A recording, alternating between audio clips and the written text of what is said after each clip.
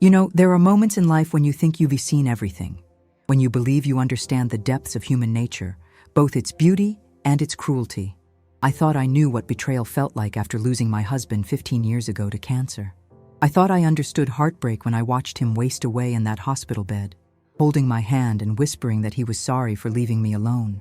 But nothing, absolutely nothing, could have prepared me for what my own children would do to me on that cold October morning. Nothing could have prepared me for the moment when the three people I loved most in this world would walk through my front door and rip my entire existence apart with nothing but cold legal documents and hearts made of stone. My name is Zara May, and I am 68 years old.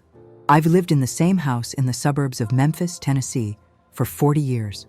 40 years of my life poured into every brick, every floorboard, every corner of that place. When my husband James and I first bought that house, it was nothing more than a basic 2-story structure with cream-colored walls and a small backyard. But over the decades, we transformed it into something magical. We added a wraparound porch where I could sit and watch the sunrise with my morning coffee. We planted magnolia trees that grew tall and proud, their white blooms filling the air with sweetness every spring.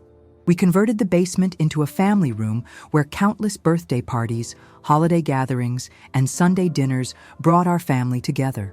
After James passed away, that house became my sanctuary, my purpose, my reason for getting up every morning.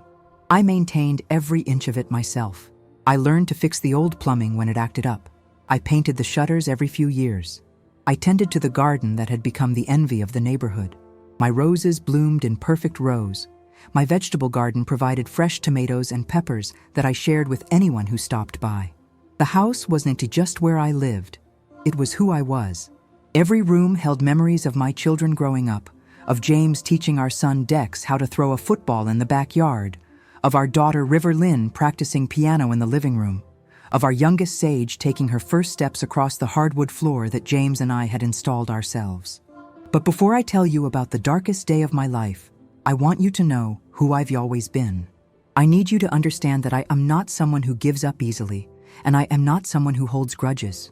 My faith has always been my anchor, even when the storms of life tried to pull me under. When James got sick, I prayed every night, and even when God decided to call him home, I found peace in knowing that his suffering was over. I believed that everything happens for a reason, that God has a plan even when we cannot see it. That faith sustained me through the loneliness of widowhood, through the quiet nights when I missed having someone to talk to, through the moments when I wondered if I'd ever feel truly happy again. I want to take a moment here to connect with those of you who might be watching this story unfold. If you've ever felt the pain of losing someone you love, if you've ever wondered how you'll go on when life throws you its worst curveball, please know that you were not alone. I see you. I understand your struggle, and I want you to know that healing is possible even in the darkest moments. If this story touches your heart, please subscribe to our channel and let us know in the comments where you are watching from. Your support means everything to us, and sharing these stories helps us all remember that we are stronger together than we are alone. Now let me tell you about my 3 children, because understanding who they were will help you understand why their betrayal cut so deep. Dex, my oldest, was 38 years old and had always been the charmer of the family. He had this way of making everyone around him feel like they were the most important person in the world. He'd inherited his father's always easy smile and his ability to talk his way out of any situation. But somewhere along the way, that charm had turned into something else. A tool he used to get what he wanted without considering the consequences. He'd been married twice, both marriages ending because of his inability to hold down a steady job or take responsibility for his actions. Whenever he found himself in financial trouble, which happened more often than I care to admit, he'd show up at my door with that boyish grin and those puppy dog eyes, and I'd find myself writing another check or paying another bill because he was my son. And that's what mothers do. River Lynn, my middle child, was 35 and had always been the most sensitive of my 3 children. She was an artist, or at least that's what she called herself. She'd gone to art school on money that James and I had scraped together, working extra shifts and skipping vacations to pay for her education. But after graduation, she never quite found her footing in the art world. She'd had a few small gallery showings over the years, but nothing that generated enough income to support herself. She lived in a small apartment downtown, constantly struggling to make rent, and just like her brother, she'd learned that Mom's house was always available when she needed help. I'd bought her groceries more times than I could count, paid her electric bill when it was about to be shut off, and even helped her with car repairs when her old Honda finally gave up the ghost. Sage, my youngest at 32, was supposed to be the success story of the family. She'd gone to business school and landed a job at a marketing firm right after graduation. She dressed well, drove a nice car, and seemed to have her life together in ways that her older siblings didn't. But appearances can be deceiving, and I'd learned over the years that Sage had expensive tastes and a spending problem that kept her living paycheck to paycheck despite her good salary. She'd come to me for loans that we both knew would never be repaid, always with a story about an unexpected expense or a temporary setback that would be resolved soon. I gave her the money because I loved her, because I wanted to believe that she would eventually learn to manage her finances, because that is what mothers do for their children. Looking back now, I can see that my generosity might have been my mistake. I'd created a pattern where my children saw me as their personal bank, their safety net, their solution to every problem. But I did it out of love, out of the belief that family takes care of family, out of the hope that someday they'd be successful enough to stop needing my help. I never imagined that they'd start seeing me as an obstacle to their inheritance rather than as their mother who deserved their love and respect. The house had always been our gathering place. Every Sunday after church, they'd come over for dinner. I'd spend hours cooking their favorite meals. Dex loved my pot roast with mashed potatoes.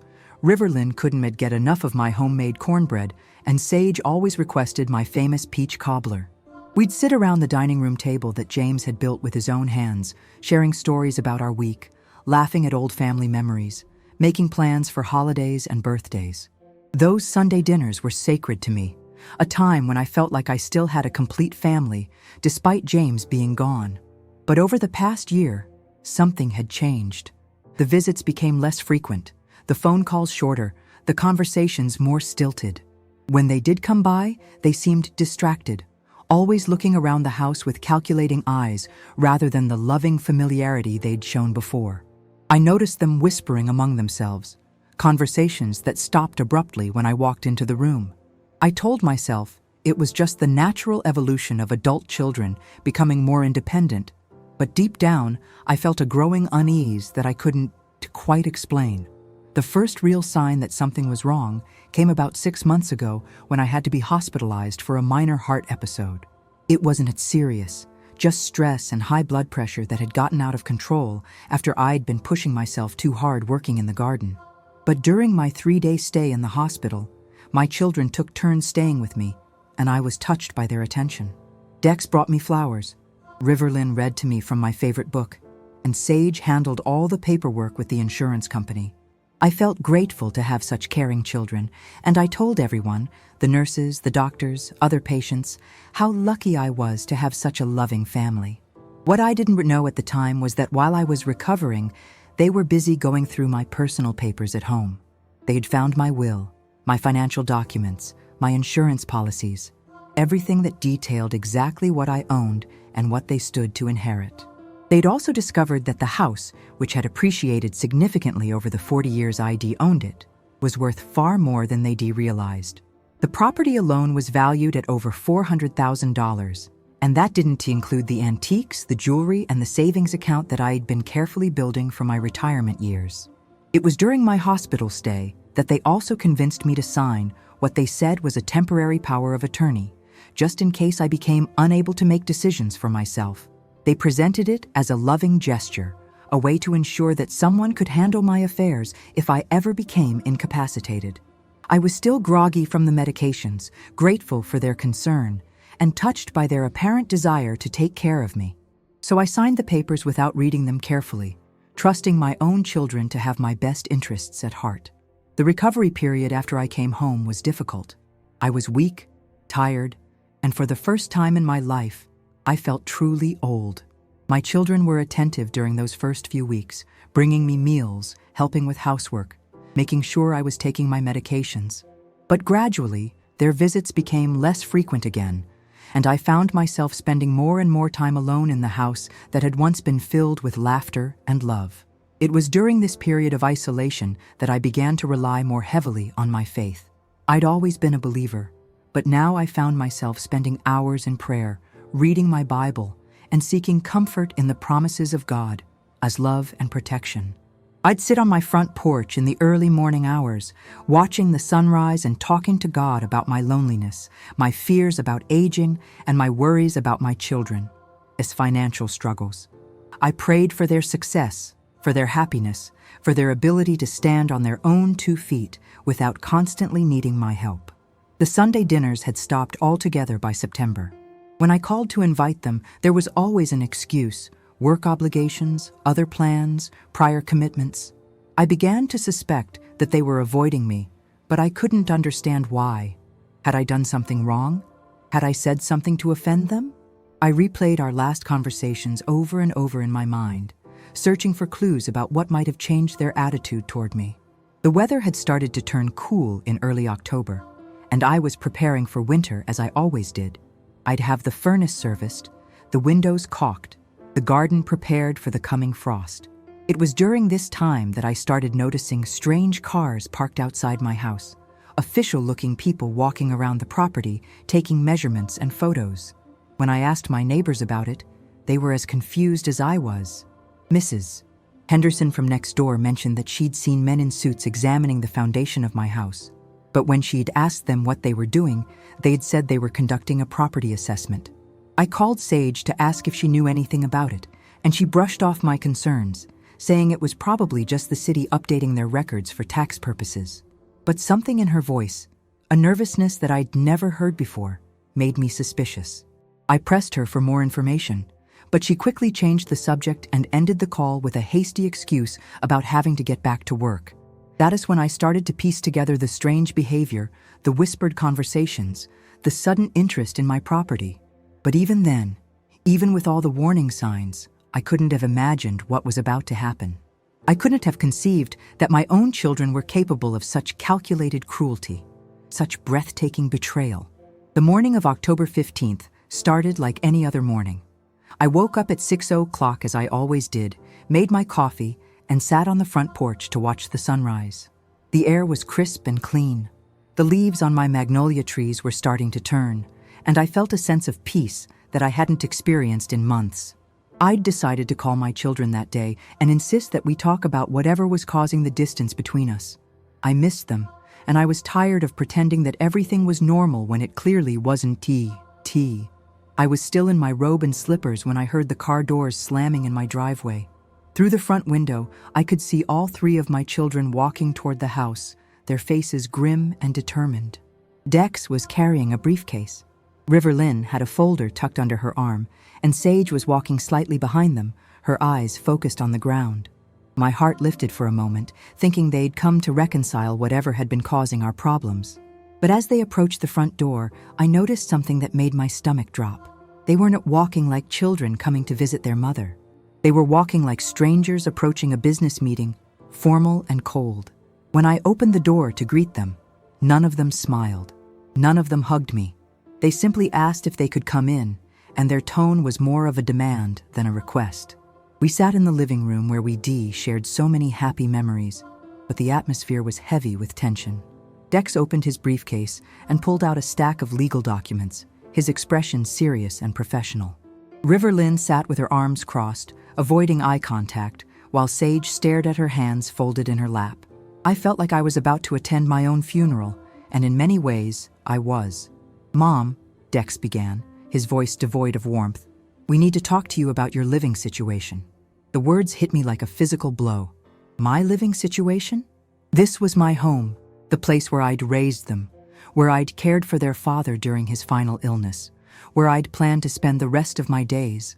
What could they possibly have to say about my living situation? "We've been talking," River Lynn added, finally looking up at me with eyes that seemed like those of a stranger. "And we don't think it is safe for you to live here alone anymore." Safe? I'd been living alone for 15 years without any problems. I maintained the house, paid all the bills, took care of the yard, and managed my own affairs perfectly well. What had suddenly made it unsafe? Sage spoke next, her voice barely above a whisper. We think it would be better if you moved to a nice assisted living facility where you can have help with daily activities and medical care if you need it. Assisted living? I was only 68 years old, in good health, except for the minor heart episode that had been completely resolved. I didn't need help with daily activities, and I certainly didn't need medical care beyond my regular checkups with Dr. Martinez. This conversation was surreal, like they were talking about someone else entirely. I don't understand, I said, my voice shaking. I am perfectly capable of taking care of myself and this house. Why would you think I need assisted living? That it craze when Dex pulled out the documents that would change everything. Legal papers with official seals, signatures, and language that I didn't fully understand, but that clearly transferred ownership of my house to the three of them. My name was nowhere to be found on the new deed. The house that I'd bought with my husband, that I'd maintained and improved for 40 years, that contained every memory of my adult life, was no longer mine. We used the power of attorney you signed when you were in the hospital, Dex explained, his tone matter-of-fact and businesslike. We've transferred the property to our names to protect it from any potential issues with Medicaid or long-term care costs. This way, if you ever need expensive medical treatment, the house won't be at risk. I stared at the papers in disbelief. The power of attorney I'd signed was supposed to be for emergencies, for situations where I couldn't make decisions for myself. I was sitting right there, perfectly capable of making my own decisions, and they were using it to steal my home. The betrayal was so complete, so calculated that I couldn't even process it at first. But this is my house, I whispered, my voice breaking. This is my home. You can just take it away from me. We're not taking it away, Riverlyn said, but her voice lacked conviction. We're reprotecting it, and we're reprotecting you. You can't live here alone anymore. It is too much for you to handle. Too much for me to handle? I'd been handling it perfectly well for 15 years. The house was in better condition than when James and I had first bought it. The garden was thriving. The bills were paid. The maintenance was up to date. What exactly was too much for me to handle? That is, when the full scope of their plan became clear. They weren't just taking my house. They were taking my independence, my autonomy, my right to make decisions about my own life. They had found a way to legally remove me from my own home and force me into institutional care that I didn't need or want. You have until the end of the week to pack your things, Sage said, still not looking at me directly. We've already found a nice facility that has an opening. It is clean, safe, and you will have people to take care of you. People to take care of me? I didn't need people to take care of me. I needed my children to love me, to respect me, to honor the woman who had given everything to raise them. But as I looked at their faces, cold, determined, unmoved by my obvious distress, I realized that the children I'd raised and loved were gone. In their place sat three strangers who saw me as nothing more than an obstacle to their inheritance. The rest of the conversation was a blur of legal jargon, practical details, and cold efficiency. They had thought of everything: the moving truck that would come to collect my belongings, the storage unit where my furniture would go, the assisted living facility where I'd spend my final years. They'd planned my future without consulting me, without considering my feelings, without showing even a shred of compassion for the woman who had sacrificed everything for them. After they left, I sat in my living room, surrounded by the silence of my empty house. The walls that had witnessed 40 years of love, laughter, and life now felt like a tomb. I looked around at the photographs on the mantle, pictures of my children as babies, as toddlers, as graduates, as young adults. Had I failed them so completely as a mother that they could do this to me? Had my love been so inadequate that they felt no loyalty, no gratitude, no basic human decency toward me? That night, I didn't sleep. I walked through every room of my house, touching the walls, remembering the moments that had made this place sacred to me. I stood in the kitchen where I'd cooked thousands of meals, in the bedrooms where I'd nursed sick children back to health, in the living room where we had celebrated birthdays and holidays and all the small victories that make up a life. I was saying goodbye to more than a house.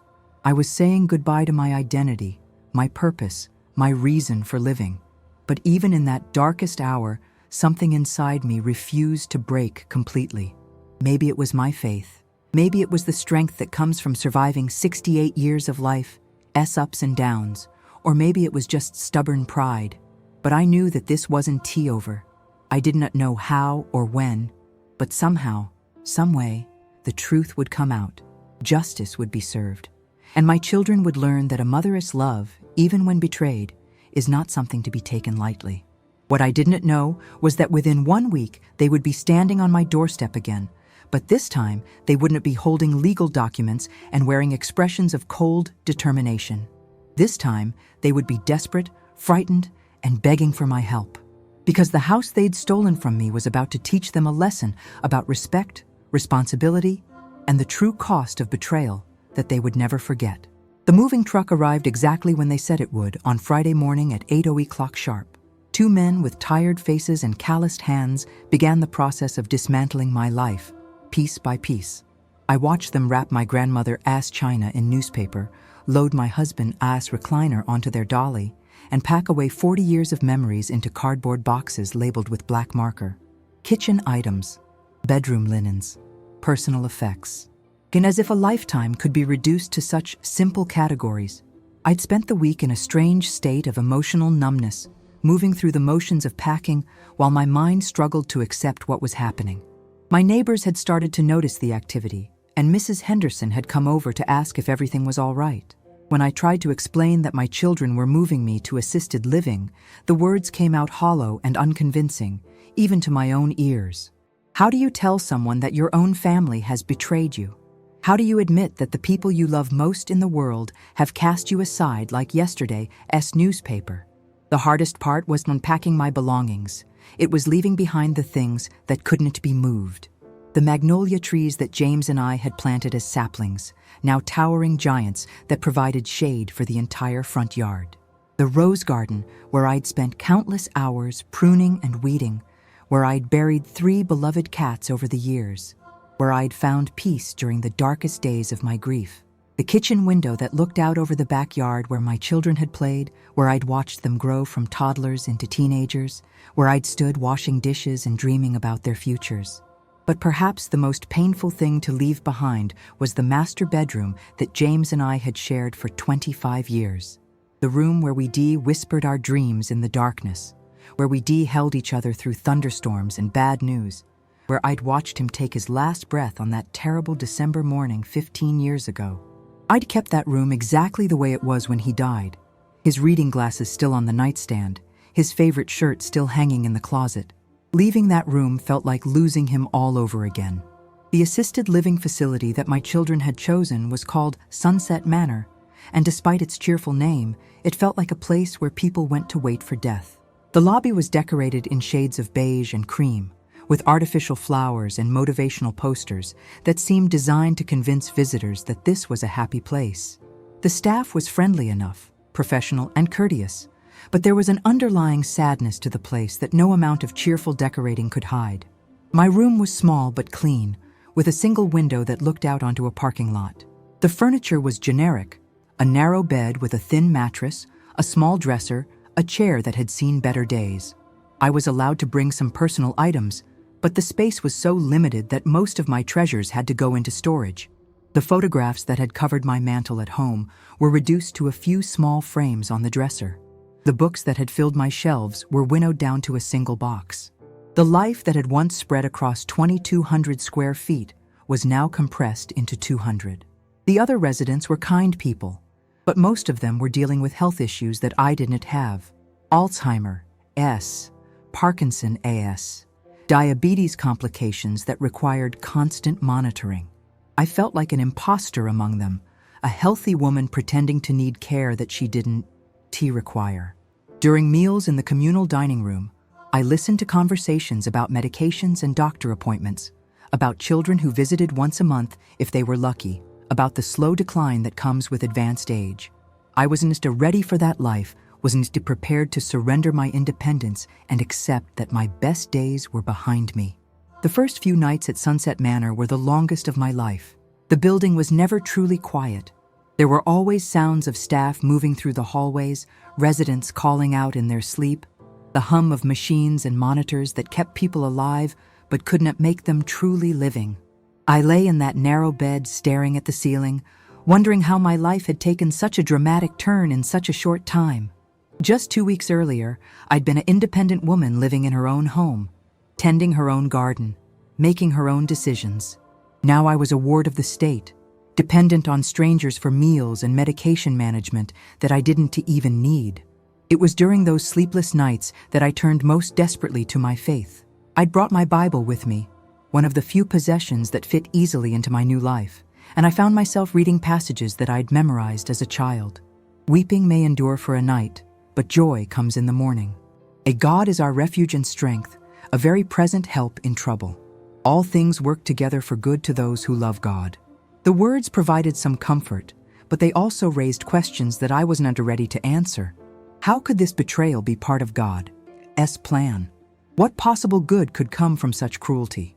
My children visited exactly once during that first week, and their visit felt more like a duty call than genuine concern for my well-being. They asked perfunctory questions about the food, the staff, my room, but their eyes kept wandering to their phones and watches. They seemed eager to leave, to check off the box labeled "Visited Mom" and get back to their real lives. When they left, promising to come back soon, I knew I wouldn't see them again unless something forced their hand. It was during that second week at Sunset Manor that I began to hear disturbing rumors from my former neighbors. Mrs. Henderson had my phone number, and she called one evening to tell me that strange things were happening at my house. The lights were on at all hours, she said, and there seemed to be a lot of activity both day and night. She'd seen several service trucks in the driveway, plumbers, electricians, and what looked like a heating and cooling company. When she'd tried to ask Dex about it, he'd been evasive and stressed, telling her that they were just doing some routine maintenance.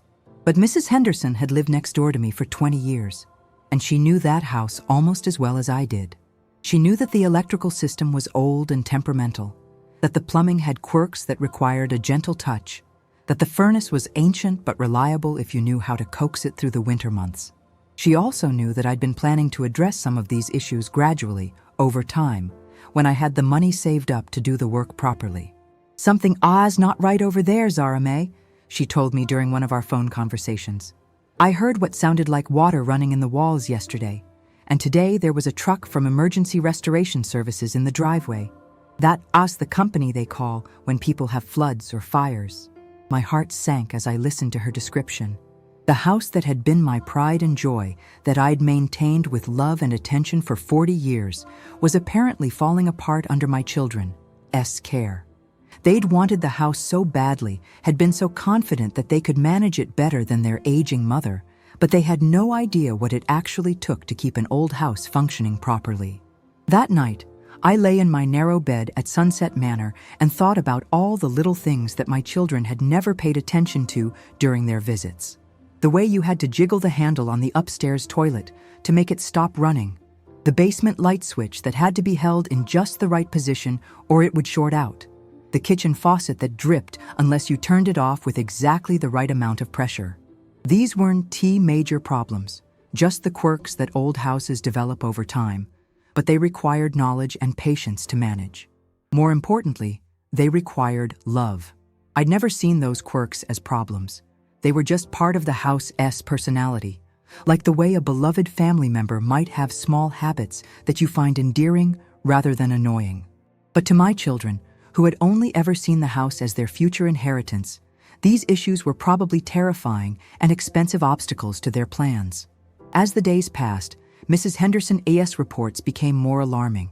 She'd seen Sage standing in the front yard crying on the phone with someone. She'd watched River Lynn arrive with what looked like a locksmith, apparently having trouble getting into the house. Most disturbing of all, she'd noticed that the beautiful magnolia trees in the front yard were starting to look stressed, their leaves turning brown at the edges, as if they weren't getting enough water. It was then that I realized what was happening.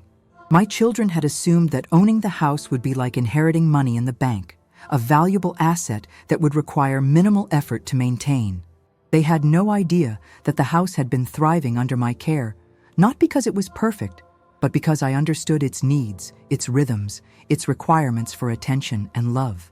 They thought they could simply take possession and everything would continue as it had before, but a house is like any living thing. It responds to the energy and care of the people who inhabit it. The thought of my beloved home suffering under their neglect was almost worse than the pain of being forced to leave it. I'd poured my heart into every corner of that house, and now it was crying out for help that my children were either unable or unwilling to provide. The roses were probably dying without daily watering. The hardwood floors were probably warping from whatever water damage they'd experienced. And the systems that ID kept running through careful attention and regular maintenance were probably failing one after another. On the 10th day of my exile at Sunset Manor, I received the call that I'd been both dreading and expecting. It was River Lynn, and her voice was shaking with barely controlled panic. "Mom," she said, and I could hear tears in her voice. "We need to talk to you about the house." I sat on the edge of my narrow bed, holding the phone with hands that were surprisingly steady despite the storm of emotions raging in my chest. "What about the house?" I asked, though I already knew the answer. "There are some problems," she admitted, her voice breaking. "Some things that we didn't or expect. Some issues that we done know how to handle. Problems. Issues." The same house that had been perfectly fine under my care was now falling apart after less than 2 weeks under theirs. I should have felt vindicated, should have experienced some satisfaction at their obvious distress, but all I felt was sadness for the home that was suffering because of their greed and arrogance. "What kind of problems?" I asked, though part of me didn't want to know. Every issue she described would be like a physical blow, another wound inflicted on the place that had been my sanctuary. "The basement flooded," she said, the words coming out in a rush. "Something happened with the water heater, and it has been leaking for who knows how long. The carpet is ruined, and there might be mold growing. The plumber says it is going to cost thousands to fix properly. The basement, the family room where we celebrated so many birthdays and holidays, where my children had played video games and watched movies during their teenage years. I'd known that water heater was getting old, had been planning to replace it in the spring when I could afford to do it right. But it had been holding on, functioning adequately with regular maintenance and careful monitoring. Obviously, my children hadn't been providing either. And the electrical system keeps shorting out," River Lynn continued, her voice getting higher with each word. "The lights go off and on randomly, and Sage is afraid the house is going to catch fire. We called an electrician, and he says the whole system needs to be rewired. He wouldn't even give us an estimate until he can do a complete inspection. But he says it is going to be a major job." Of course it was shorting out. The electrical system in that house was like a vintage car. It needed gentle handling and regular attention, not the ham-fisted approach that my children were probably using. You couldn't just flip switches and expect everything to work perfectly. You had to understand the rhythm of the house, know which outlets were on which circuits, understand the delicate balance that kept everything functioning. "But the worst part," River Lynn said, and now she was openly crying, "is the furnace. It is not working at all, and with winter coming, we can't leave the house without heat. The heating and cooling company says it is going to cost at least $15,000 to replace the whole system, and that is just the beginning. They found problems with the ductwork, issues with the vents, things that they say should have been addressed years ago." I closed my eyes and took a deep breath. That furnace had been limping along for the past few years, true, but I'd kept it running through careful maintenance and a relationship with a reliable repair service. Mr. Garcia had been servicing my heating system for over a decade, and he knew exactly what that old furnace needed to keep working. But my children wouldn't have known to call Mr. Garcia. They would have called the first company they found online, strangers who saw dollar signs instead of a system that needed understanding and patience. "How much are we talking about in total?" I asked, though I suspected I already knew the answer. "The contractors are saying it could be $50,000 or more," River Lynn whispered. "Maybe a lot more. And that's not counting the water damage in the basement or the problems they haven't found yet. Mom, we don't have that kind of money. None of us do. $50,000 for problems that could have been prevented with proper care and attention, for issues that I could have managed gradually over time with patience and planning. They'd stolen a house that was worth $400,000, but they had had no idea that maintaining it would require more than just signing ownership papers. "Where are you living?" And I asked, genuinely concerned despite everything they done to me. We've been taking turns staying there, trying to keep an eye on things, but it is getting impossible. The house is cold, the lights done to work half the time, and Sage swears she can smell mold growing in the basement. Dex spent 2 nights there and says he's never been so miserable in his life. And so my children were getting a crash course in home ownership, and they were discovering that the house they coveted was more responsibility than they bargained for.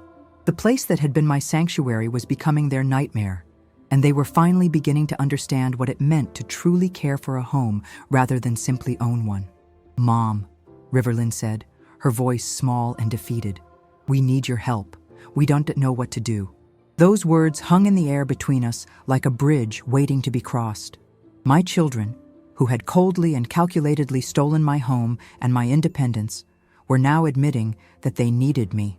The woman they dismissed as too old and incapable to care for herself was suddenly the only person who could save them from the consequences of their own greed and ignorance. I should have hung up the phone.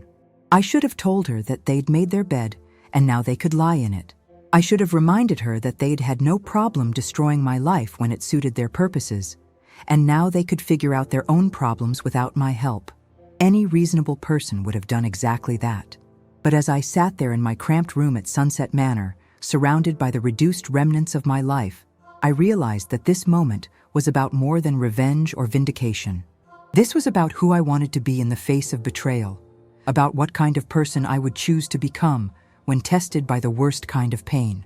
My faith had always taught me that love and forgiveness were choices, not feelings, and now I was being asked to make the hardest choice of my life. The house that my children had stolen was calling out for help, and despite everything they had done to me, I was the only one who could answer that call. "I'll think about it," I told Riverlyn, my voice steady despite the turmoil in my heart. "Give me some time to pray about this." After I hung up the phone, I sat in the silence of my small room for what felt like hours. Outside my window, the parking lot was empty except for a few scattered cars belonging to the night shift staff. The fluorescent lights cast harsh shadows across the asphalt, and I could hear the distant sound of traffic on the interstate. This place felt so far removed from the life I'd known, so sterile and impersonal compared to the warmth and character of my home. That night, I didn't even try to sleep. Instead, I opened my Bible and read by the dim light of my bedside lamp. I found myself drawn to the story of Joseph, sold into slavery by his own brothers, betrayed by the people who should have loved him most. But Joseph had found a way to forgive, had chosen mercy over revenge when his brothers came to him desperate and afraid. "You meant it for evil," he told them, "but God meant it for good." Could God really mean this for good? Could there be some purpose in this betrayal that I couldn't see yet? I thought about my children as they were now, panicked, overwhelmed, finally understanding the weight of responsibility they'd taken on. Maybe this crisis was exactly what they needed to learn about consequences, about respect, about the difference between owning something and truly caring for it. But more than that, I realized this moment was about who I wanted to be. Not who they deserved me to be, but who God was calling me to be. My faith had always taught me that forgiveness wasn't about the other person. It was about freeing your own heart from the poison of bitterness. And sitting in that sterile room, surrounded by the remnants of my displaced life, I felt the poison of anger eating away at my soul like acid. The next morning, I called Riverlyn back. "I'll help you," I said simply, "but we need to talk first, all of you, together."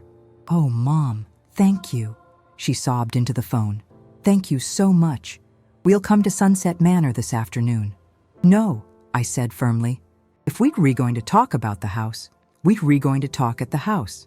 Pick me up at 2:00. There was silence on the other end of the line, and I could almost hear her thinking.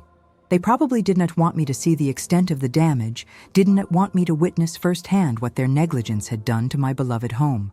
But if I was going to help them, it would be on my terms, not theirs. "Okay," she said finally. "We'll be there at 2:00. I spent the morning getting ready for what felt like the most important meeting of my life. I chose my clothes carefully, not my nicest outfit, which might suggest I was trying to impress them, but not my shabbiest either, which might make me look like the helpless old woman they painted me as.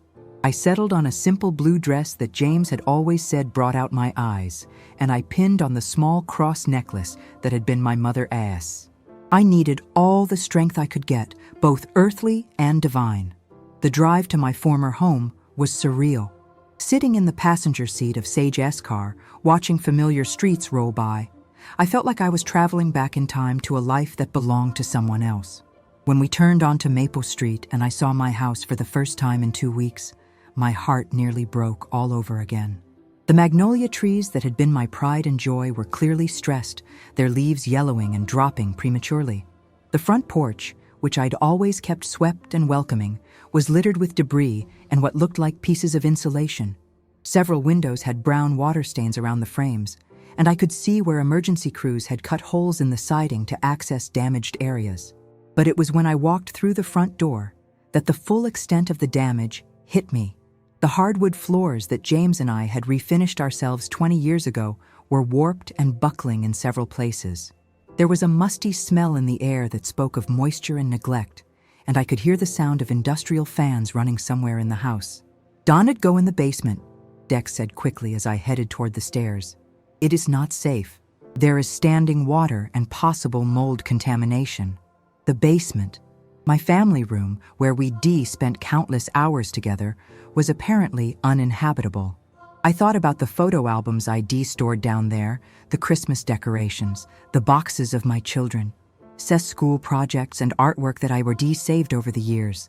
All of it probably ruined by water and mold. We sat in the living room, but even that space felt wrong. The furniture that remained was pushed against the walls to make room for the industrial equipment that was trying to dry out the water damage. Extension cords snaked across the floor, and there were holes in the walls where contractors had been investigating the electrical problems. "Tell me everything," I said, settling into my old armchair, the one piece of furniture that looked exactly as I left it. And they did. For the next hour, my 3 children laid out the full scope of the disaster they created. The water heater had failed completely, flooding not just the basement, but seeping into the foundation and causing structural concerns. The electrical system had indeed shorted out multiple times, and the fire department had been called twice for safety inspections. The furnace was not just broken, but had been leaking carbon monoxide, which explained why Dex had felt so sick during his nights in the house. But the problems went beyond just mechanical failures. They'd tried to cut costs by hiring the cheapest contractors they could find, leading to shoddy repair attempts that had made some problems worse. They'd ignored the advice of the first electrician who'd told them the house needed to be vacated until the wiring could be fixed. They'd delayed calling professionals for days, while they argued among themselves about who should pay for what, allowing small problems to become major disasters. "How much money do you have between the 3 of you?" I asked when they could finish their litany of catastrophes. "Maybe $8,000, Sage admitted, her voice barely above a whisper. "And that's if we drain our savings accounts completely. $8,000 to fix problems that would cost at least $50,000, and probably more once contractors started digging deeper into the damage. They'd stolen a $400,000 house and turned it into a money pit that none of them could afford to maintain." "And what exactly do you want from me?" I asked, though I already knew the answer. "Do we want you to come home?" Dex said, and for the first time since this nightmare began, his voice carried genuine emotion instead of cold calculation. "We want you to come back and help us fix this mess." And in exchange, they looked at each other. The silent communication of siblings who'd grown up together, but had somehow lost their way as adults. Finally, River Lynn spoke up. "We'll sign the house back over to you," she said. "We'll undo the power of attorney transfer and give you back full ownership.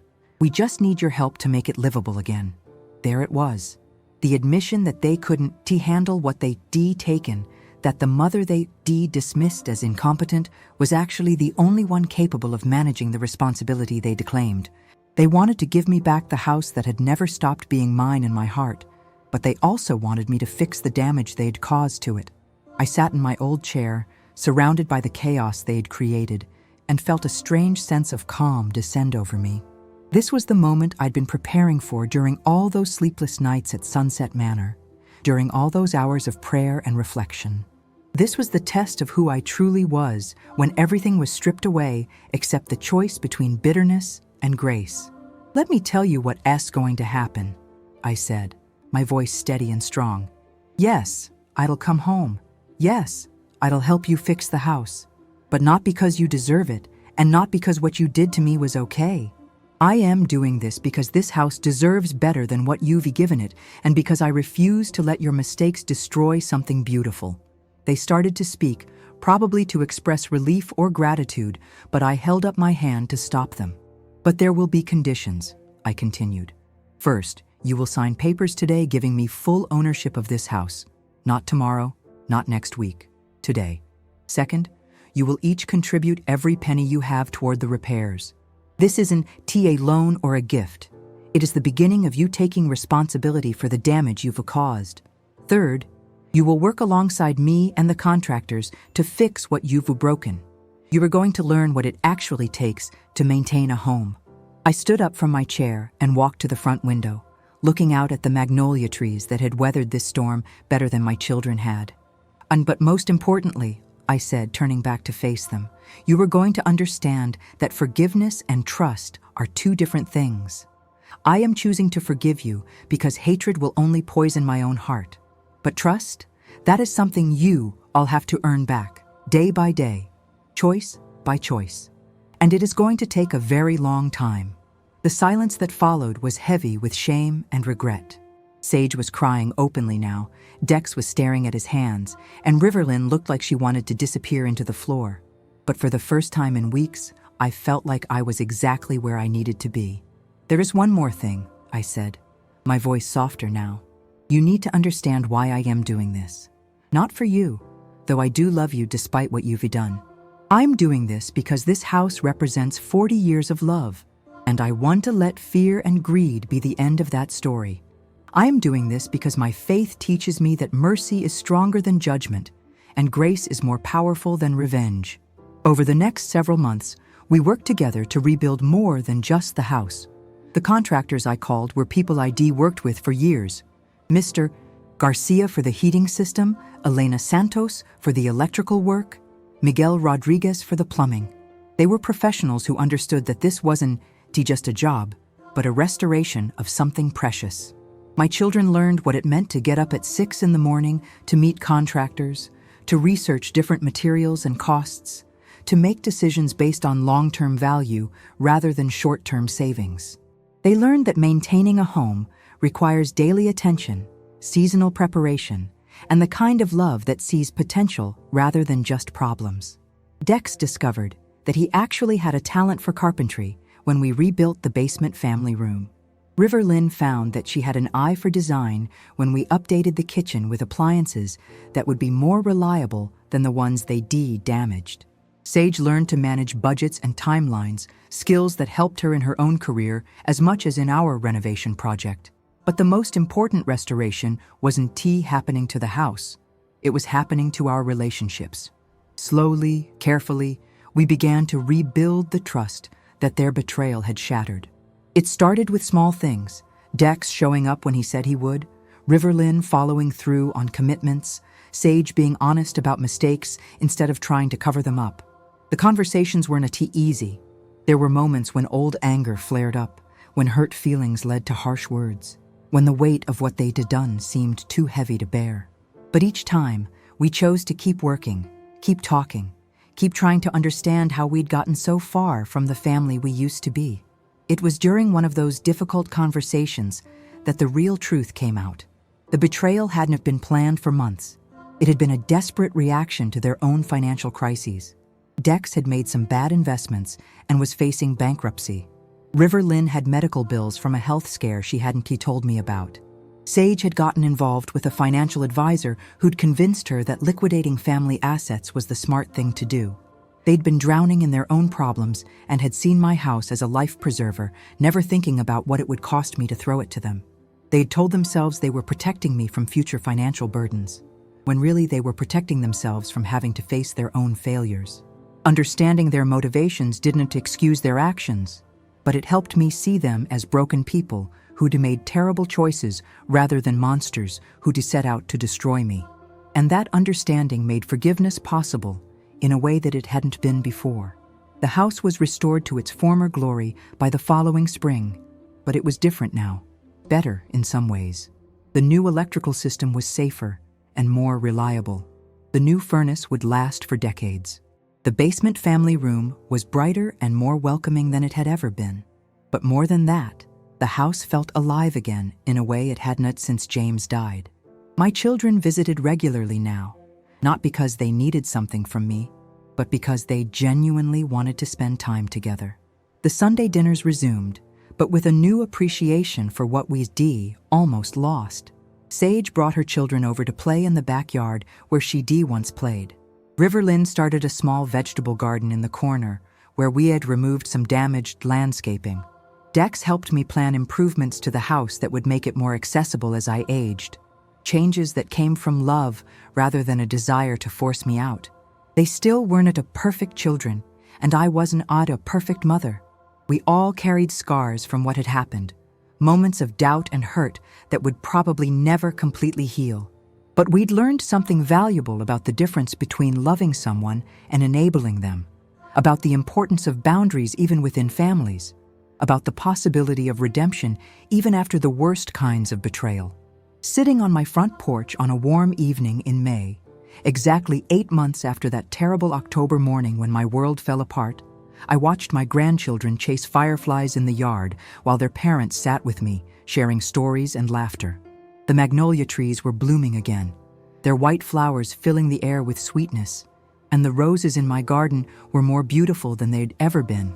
I thought about Joseph again, about how his brother's betrayal had ultimately led to him being in the right place at the right time to save not just his own family, but thousands of other people during a terrible famine.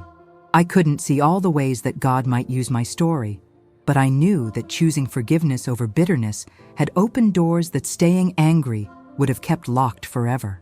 That doesn't mean the pain disappeared overnight or that trust was automatically restored. Healing from betrayal is a long process, full of setbacks and small victories, moments of grace and moments of struggle. But it's a process worth undertaking because the alternative, living in bitterness and isolation, isn't really living at all. My children learned that home isn't something you inherit or take by force. It is something you build day by day through love, respect, and commitment. They learned that forgiveness doesn't mean there are no consequences, but that consequences can be opportunities for growth rather than just punishment. And I learned that sometimes the worst thing that happens to you can become the catalyst for the best thing. If you were willing to choose love over fear, grace over judgment, hope over despair. If you were watching this story and you were facing your own betrayal, your own moment of choosing between bitterness and grace, I want you to know that forgiveness is possible. It is not easy and it is not quick, but it is possible. And it's not about what the other person deserves. It's about what you deserve. You deserve peace. You deserve freedom from the prison of anger. You deserve the joy that comes from choosing love, even when love seems impossible. The house that was taken from me was returned. But more than that, the family that was broken was restored. Not the same as it was before. Better. Stronger. Built on a foundation of honesty and humility rather than assumptions and entitlement. And every morning, when I sit on my front porch with my coffee, watching the sunrise paint the sky in shades of gold and pink, I remember that mercy is not weakness. Forgiveness is not surrender.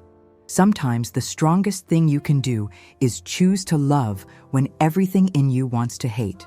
That is the real story here. Not just about a house that was stolen and returned, but about a heart that was broken and healed, about a family that was lost and found, about the incredible power of grace to transform even the most hopeless situations into something beautiful. The house still stands on Maple Street, welcoming and warm, its magnolia trees tall and proud. But more importantly, the love that built it continues to grow, deeper and stronger than ever before, rooted not in perfection, but in the willingness to forgive, to heal, and to begin again. You're begging me to come back.